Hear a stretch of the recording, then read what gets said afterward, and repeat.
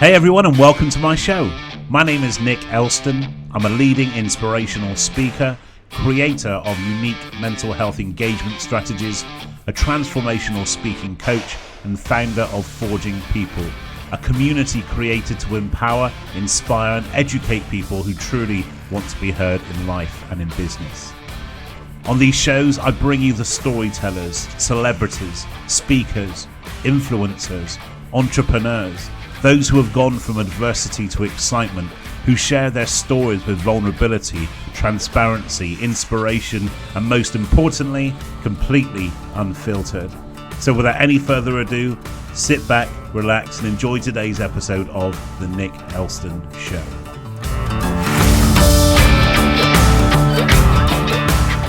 Hey everyone, and a big welcome back to The Nick Elston Show. It's season 3, episode 12. And also another of the podcast today release week, which is going fantastically well and had some amazing guests so far. And today is absolutely no exception. Another great guy, actually one of the best guys that I've met through the realms of business networking, Mr. Keith Blakemore-Noble. Hello, Nick. Hello. Lovely to catch you on here. It's lovely to see you. And we've only ever met online. And I think that's the weirdest thing about the past 18 months is we get to know heads on screen. So hopefully one day we'll actually do that man hug in person. That'd be really cool. But we're certainly looking forward to that. You're right. I mean, it feels like we know each other really well, but as you say, we've only ever been online. Exactly. So we met through networking and also through a kind of a personal development group we're part of with Brad Burton, who's been on the show before. So for the Now What Club, through For Networking. Also on the back of my experiences of hearing Keith do his thing and getting to know him as a decent human being. Also invited him along to do a guest speaker slot at the speaking academies that I ran online last year. And what a guy, what a story. And actually the way he commands an audience is fantastic. So excited on lots of different levels to have you here. So tell us about you. Who are you? Where are you from? And what do you do? Start with the easy questions, why don't you? Who am I? That is a good question, isn't it? So I'm Keith Blakemore-Noble. And in a nutshell, I help people transform their deepest fears into their greatest strengths. I do that using what I call mind mastery, helping them achieve mind mastery, which is all about freedom. So it's about freedom from fears and phobias, freedom from limiting beliefs, bad decisions we've made, freedom from, even if it's freedom from bad habits, they can all hold us back. So that's what I do, and it's all based around NLP and hypnosis. And I do that because I personally, I've been doing this for 11 years, helped thousands of people around the planet with this. But that's not what I used to do. Excuse me. I was in IT for 20 years, a 20-year IT career, doing really well in that career. But it reached the point where it's no longer what you know, but who you know that gets given you the next opportunities. Yeah. Because when you're at a suitably high level, it's through connections and so on. And my problem was I used to be painfully shy, incredibly shy. I mean, I now know it was social phobia that I had, terrified of speaking with strangers. Even the thought of it was enough to make me, I mean, suddenly, even something like this, we could not have done. It's like, oh my God, what, I've got to speak. I mean, okay, I've sort of spoken with Nick a few times, but to speak together one-on-one, no, I can't do it. I'd have found all sorts of excuses. And as you can imagine, that kind of limits your career progression eventually, because it's through networking and seminars and workshops. That's where you make your connections. And I would get these brochures, leaflets come in about seminars, and I'd look at them and go, oh, that looks interesting. That's really cool tech. Yeah, I really want to learn more about that. And I'd see the first line on the agenda, registration and coffee. Like, oh my God. Great voice, by the way. Thank you. Oh my God, I'm going to spend half an hour speaking with I can't do this. And I'd genuinely find reasons not to go. And of course, as you can imagine, in terms of social life, what social life? How can you socialize when you're terrified of meeting strangers? And everything came to a head one Christmas, where about 12 years ago, I was a member of an online group. This is kind of just before the days of Facebook and other social media platforms. And we'd been chatting for ages behind the keyboards with everyone. That's all cool. Got to kind of know these people. And somebody said, "Hey, it's getting to Christmas. We all kind of live nearish London. Why don't we all come up to London and have a Christmas party?" In the past, the thought of a Christmas party would have filled me with dread. I wouldn't have gone. But this time I thought, I know these people. We've been chatting for a year. How hard can it be? Let's go. So I went. And I found out exactly how hard it could be, because it's one thing talking with people from behind a keyboard, it's quite another in a face-to-face. It was literally walking into a room full of strangers, which is probably my biggest nightmare at the time. And I had a panic attack. I actually locked myself in a cubicle in the gents for about half an hour, having a full-on panic attack, the whole symptoms. About half an hour before I calmed down enough to be able to get out, I then fled. Didn't even stop to pick up my coat, because that would have meant speaking to someone at the cloakroom. And it was quite a nice jacket as well. So that was lost. And I ran. Anyone who knows me in the real world knows I'm not built for running. I don't run. There's never a reason to run. There'll always be another bus along or whatever. But I actually ran. I was so terrified. I ran, got to the train station. I didn't calm down until I was on the train and the train was pulling out. And that was the point. I remember saying to myself, you know what? You cannot go through life like this. What is your life going to be like in 10 years' time if you don't do something? It's going to suck. And so I kind of decided I needed to do something. I wasn't sure what. Shortly after that, there was a free personal development weekend seminar in London. And a friend pretty much dragged me along to it. I went along on the Friday evening. We'd registered. We got the workbooks and everything. We were all waiting to get in. There were a few hundred people all waiting to get in. And I started flicking through the book, and I saw a thing at the back. It said, "My network contacts." I thought, oh God, I've got to speak and connect with strangers again. I turned to my friend and said, "I can't do this. I'm going back to the hotel. You go in, have a blast, and I'll see you when you get back." My friend said, "No, it's all right. Look, I'll stay with you the whole way. I will not leave you the whole time." "You promise?" "Yeah, I won't leave you okay, well, I'll come for tonight, but I'm not making any promises about the rest of it. Well, I mean, it's ridiculous, right? But that's what it's like when we have a fear. It really does hold us back. Went in, thoroughly enjoyed it, did the full 2.5 days of it, made some breakthroughs, got an appreciation of how NLP and hypnosis work. And obviously, being a free event, their aim was, the way they make money is to sell you into their trainings. And they do NLP, coach, hypnosis, and speaker trainings. And toward the end of it, made progress, made some small breakthroughs. I was thinking, this stuff really works. You know, I could use this just to sort myself out and then go and really boost my IT career. So me being me, I just signed up for the entire pack. I thought, if I'm going to do this, let's just do the whole lot. It includes speaker training. Why would I want speaker training? But it's part of it. Yeah, I'll do the whole lot. And went to the trainings. And as part of that, you do exercises together. So you learn something, then you break into groups of 3. Person A is the person with the problem. Person B is the coach, and person C is observing. And then you swap round. So you all get a chance of seeing it from all 3 perspectives.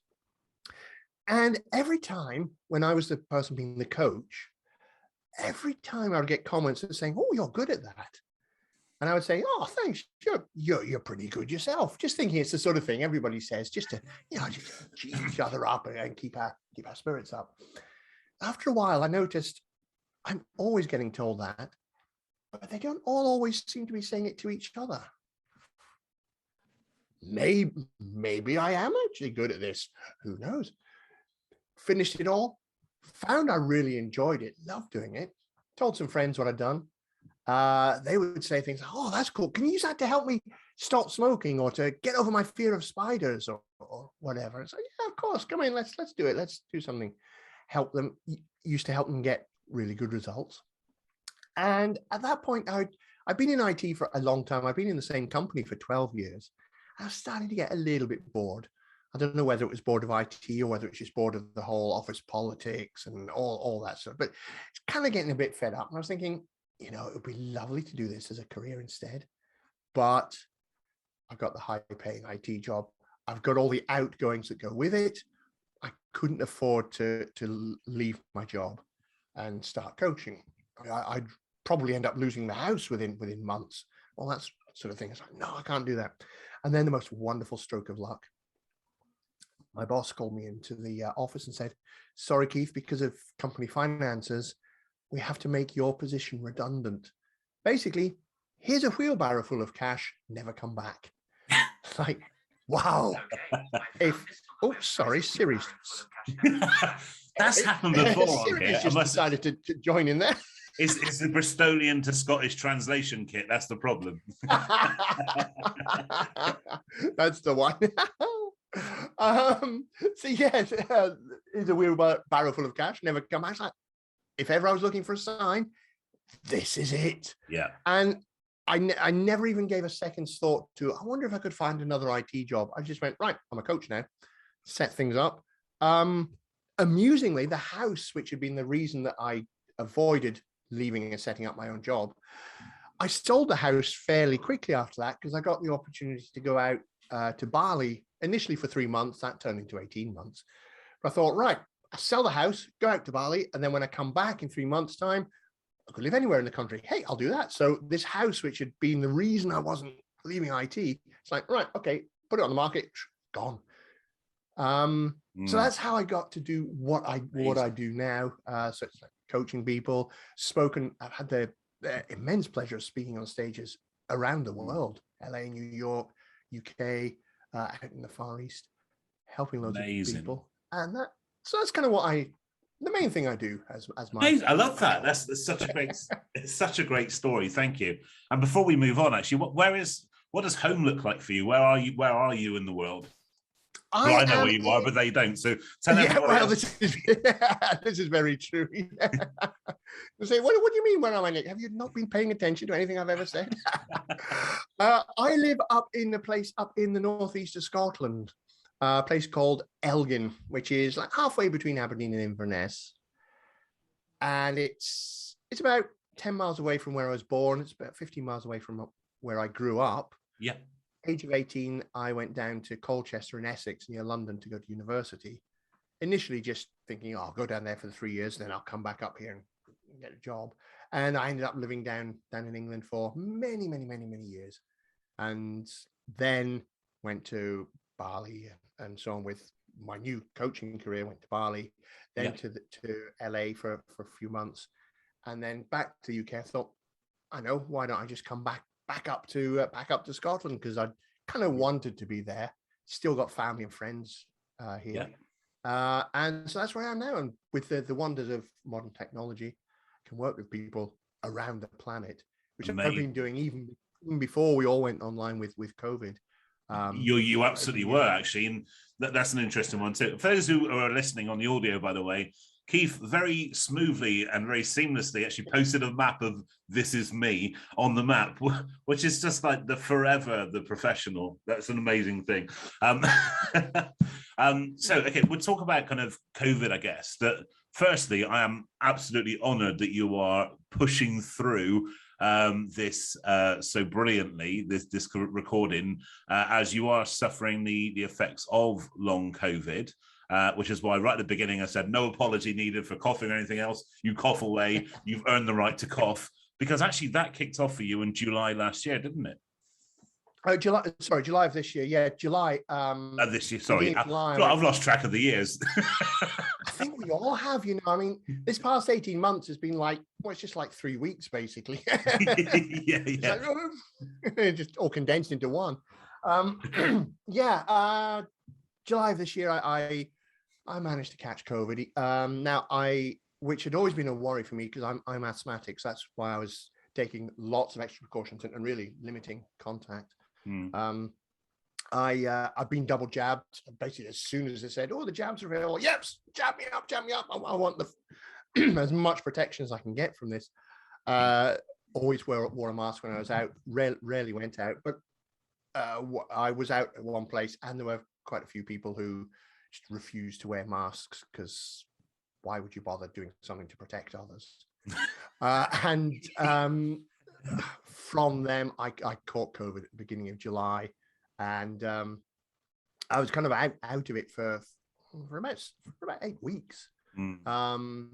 Now, yeah, it wasn't fun. I basically avoid COVID would be my suggestion. Don't bother getting COVID. That's a great recommendation. As recommendations go, is up there. It really is up there.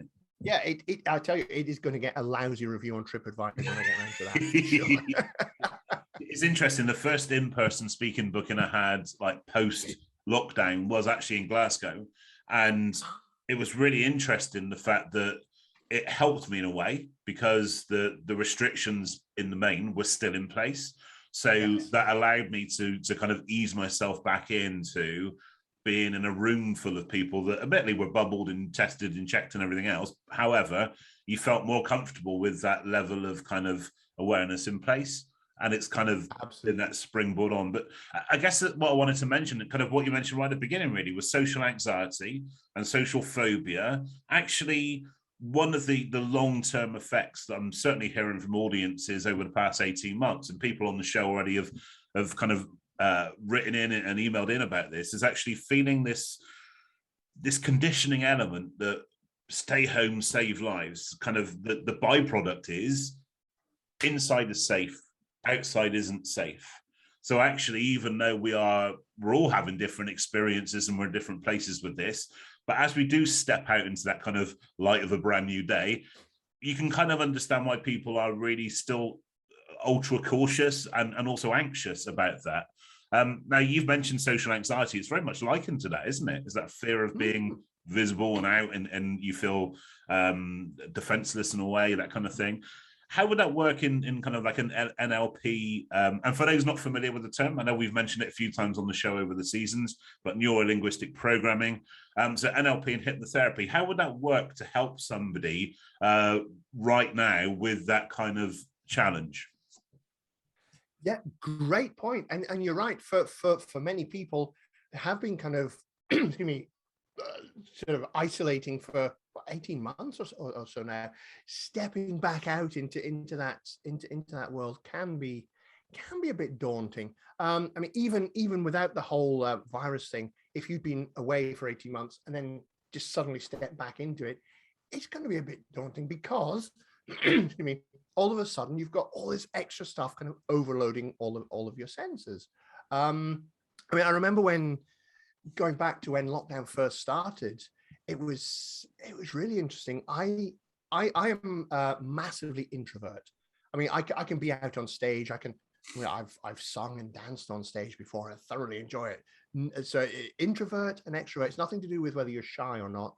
Absolutely. It's just about how you recharge, what you find draining, and what you find recharging. High five, so brother. Introvert. So an introvert finds hanging out with people drains their energy, and to recharge, some me time. Right, we've had the party, we've had fun. Right, I'm just gonna have some quality, quiet me time. An extrovert, they can do the whole, I'll have some quality me time at home. I'll just read my book or whatever. Right, we've done that. Now, come on, where's the party? Let's go out and recharge with the party. So they recharge by connecting with people. And isn't it funny how so often introverts marry extroverts? So what's going on there? Definitely opposites attract. So yeah, right at the start, I've spend a lot of time on social media because I live way up in the northeast of Scotland. There's not much goes on. All of a sudden, even social media became just this really noisy buzz because all the extroverts who are no longer able to go out extroverting were coming online and extroverting. It's like, oh my God. Whoa, I need to take a break from the thing that I used to take a break from real life now. And I was then kind of thinking it from the extrovert's point of view, having to isolate must be quite a trying thing for them. I mean, for me, it's like, right, you've got to stay in your house. You can't go out and socialize. Bring it on. Brilliant. It's what I live for. I mean, I don't have to go out and meet people. Oh, fantastic. But so some people, they found it a lot easier than others. And now we've kind of been conditioned to, whatever situation you're in, you will kind of adapt, and your senses will recalibrate so that whatever position you're in kind of becomes normal. So now, going back out into that outside world, all of a sudden there's a lot more noise, there's a lot more interaction. It's like, whoa, senses get overloaded, and it can take a bit of time to get used to that. Even for the most outgoing of people and the most extroverted people, they've kind of recalibrated to a quieter existence, and now suddenly going back out into the noise again. Then you've also got the whole thing with masks and social distancing and so on. And a lot of that depends upon how you viewed it. Because I noticed some really interesting thing.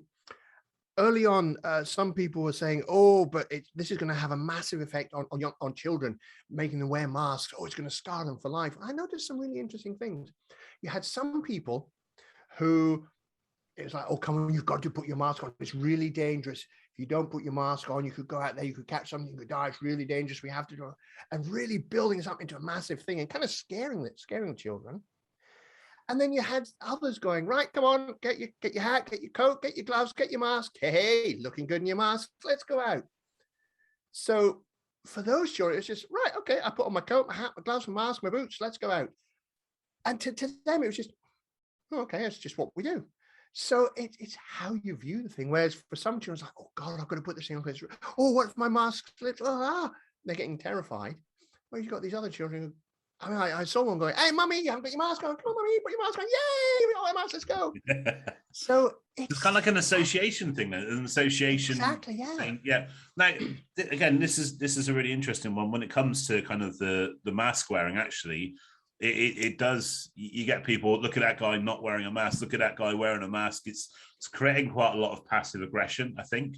And I think also, like you said, there's certainly that association with how we educate people on that. So as you said, two different ways: educate with fear, educate with kind of more of a passive kindness in that sense. But I think what's going on, it's not designed in the main. We can't generalize, of course. I think that not all this passive aggression or fear isn't intentional.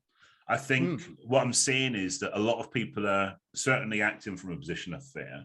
A lot of people are very anxious about what's going on globally generally. So it's kind of like a really twisted game of pass the parcel. We get all of our fears and anxieties. We just want to pass it on to the next person, sometimes to try to encourage them to fall into line with what we want, but sometimes just because we're a listening ear. And if we're there kind of having that conversation with them, right, here you go. So actually it becomes about self-protection.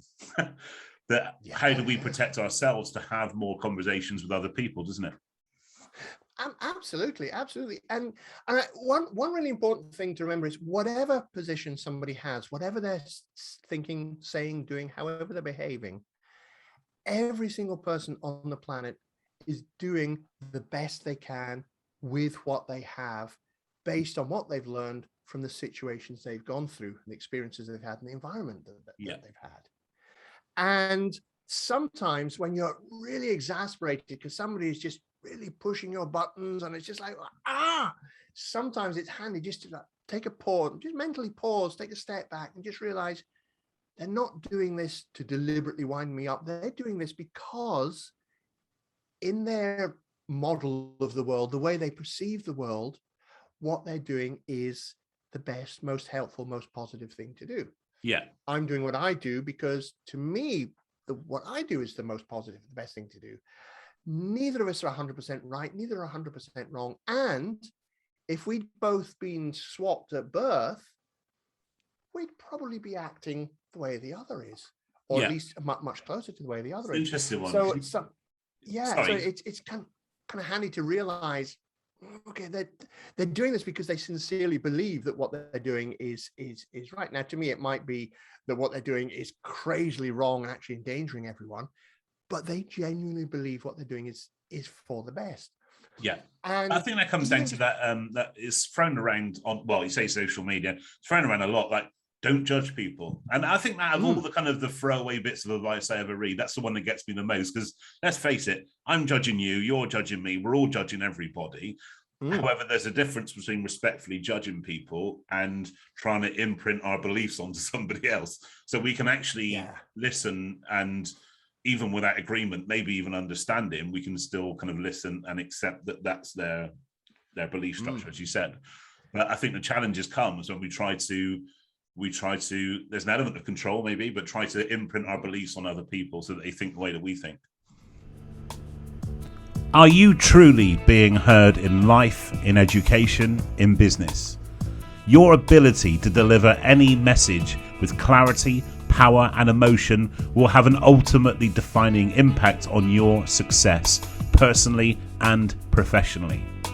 Forging People, founded by Nick Elston, is an online community developed to empower, inspire, engage, and educate you to truly step up.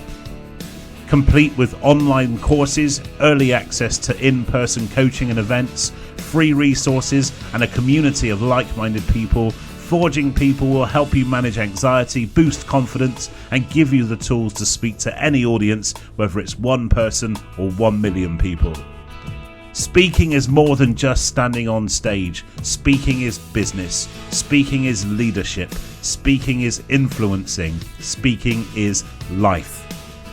Contact Nick's team today on pa@nickelston.com or visit nickelston.com today to register your interest. This is the sign you've been looking for.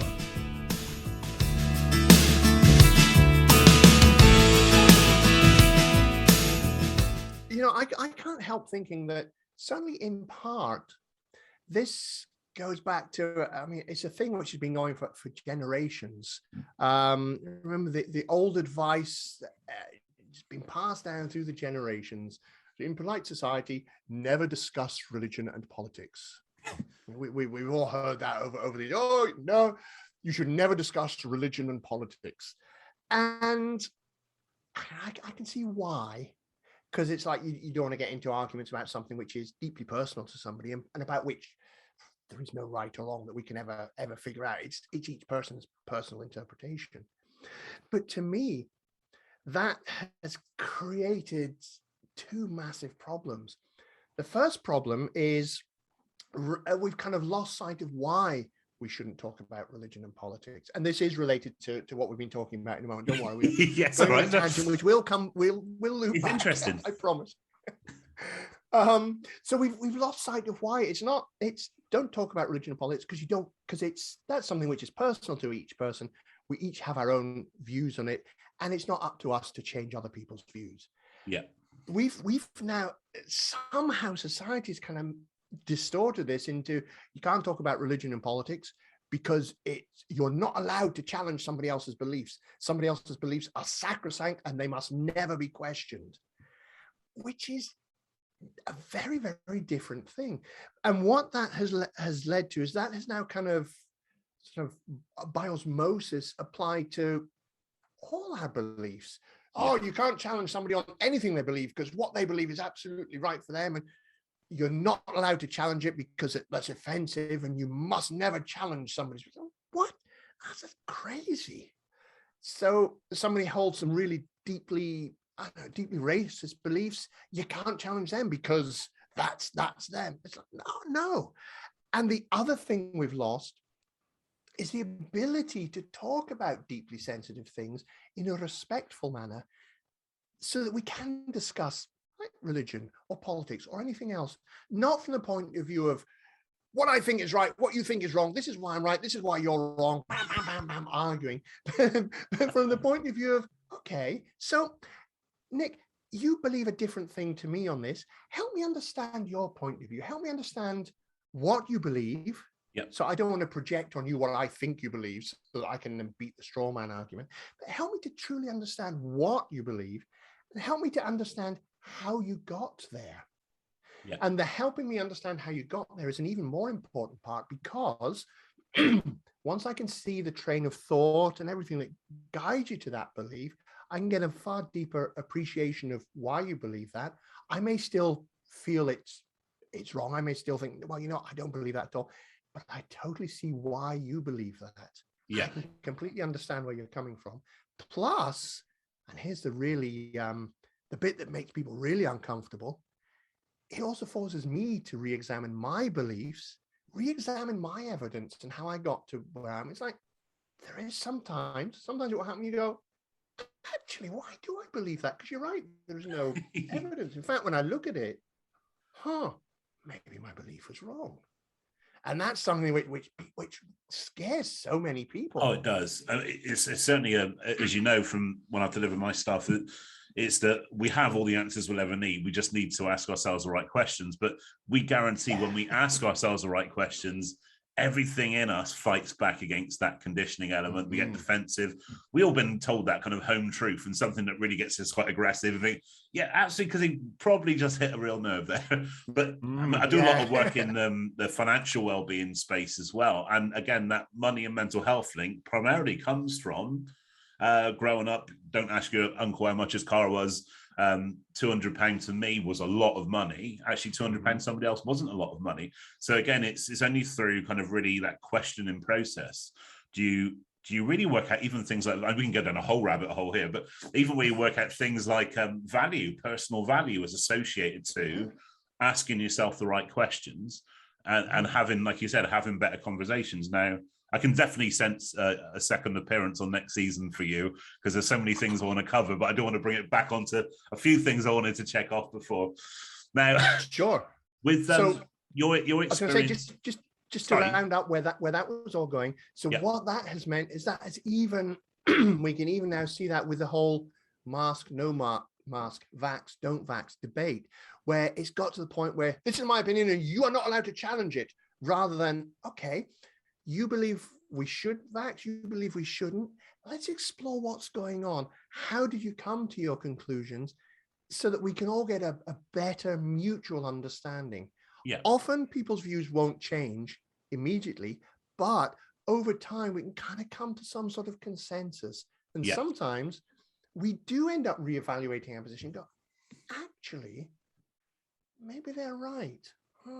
And that, so it brings us all together. And it's because we've had this whole don't talk about people's beliefs are sacrosanct.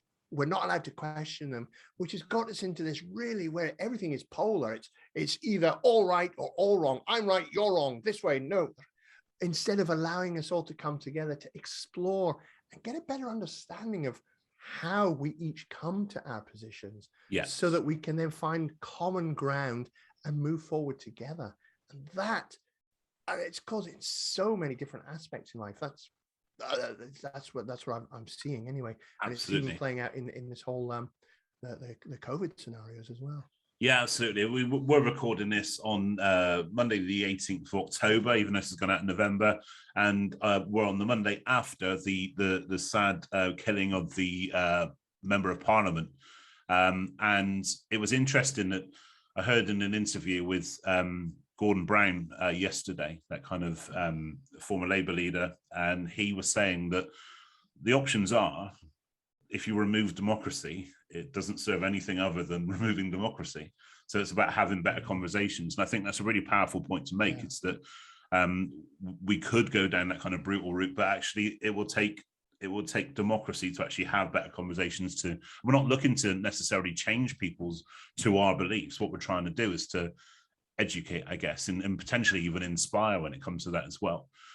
So like I said, I think removal of democracy and removal of better conversations will only have a negative impact, but we digress again.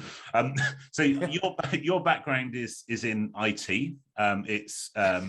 I, as myself, used to work in the software industry as well. Having emotional conversations in that sector is tough for the stereotypical characteristics of people that are coders, technicians, that having emotional conversations, even with ourselves, is quite difficult. Now, I've had the real privilege to hear you speak very openly about, not just about what you do, but your personal life and things that really kind of ignite you and things that are very vulnerable in that sense. How easy has it been for you to start to share that when you've been maybe had a background where you've not been able to share that? Yeah, that's an interesting question, and you touch on something which kind of held back my coaching to start with, because we all get told, hey, you should always niche. always niche, which is good advice. Always niche. I was thinking, what can I niche in? I know, I'll niche on my journey. I'll focus on helping IT people who are shy and who want to become less shy. And there's a lot of people like that in IT. There's a lot of people who are very insular, very shy. There's a reason for the stereotypes. It's because it is true for so many. But the one thing I'd failed to take into account was most don't want to change. Most of them are happy being like that. They don't want to change. It's like, well, why would I? So it's like, why is my business not taking off? Oh, because I'm offering something to people who just don't want it. So that was a powerful lesson. but for me, opening up, it has been a process over the past 11 years, and I'm not gonna say, oh yes, it was one day everything was closed, the next day, yes, I can be open about everything. It has been a journey, but it does get easier, and the more you do it, the easier it becomes to talk about things. And also, I think what's really interesting is the feedback that you get from other people. Not necessarily, oh, wow, that was a really powerful story, but the occasional comment, maybe in private, that you'll get from someone who's like, oh, thank God you said that. I didn't realize I'm not the only one going through that. Yeah. And when you get that, it's like, oh, wow. I mean, there's a few years back on World Mental Health Day, I did a big post sharing my mental health story and the depression and the suicides and all that, plus adding lots of information and advice to help people. It's like, well, what do I do if somebody tells me this? And a lot of information about that, explaining it from both sides. It was well received. Got a lot of shares. And this year, I noticed somebody reshared it on Facebook, and that they happened to mention, oh, it's that time of the year again. I'm resharing this post again, and I will keep resharing it every year until I'm not able to. And it was like, and they said they were resharing it because it has such an impact on them. It's like, wow, this was something I wrote maybe 4 years ago, and it's still today having big impact on people. This is why it's so important to speak out, and things like that really help. So anytime I'm thinking, oh, maybe I shouldn't talk about this, it's like, well, all these people who it's helped, or at least just giving them that little bit of solace to. Yeah. Who am I to deny them that comfort just because I want to feel a bit more comfortable? Because ultimately, I don't care anymore about what other people think about what I say. I mean, if I talk about something and somebody judges me, oh, well, you're weak or you're rubbish for that, so I don't care. I don't even know you. We'll never meet. You're not paying my bills. Why do I care? And am I right? I mean, from our previous conversations, that this is still very much a therapy space for both of us, really. We still use that to air things that are just going through our heads and to keep it real in that sense. So does that remain true for you now? Is it still, do you still kind of work some stuff out through an audience, with an audience? That is a good question. And I guess that's probably always going to be true. And I think that's a good thing, because all of us will always have stuff to work through. We will always have things to work on, things to clear out, things to improve. Even if you spoke with the Dalai Lama, he will have things that he knows even he needs to work on.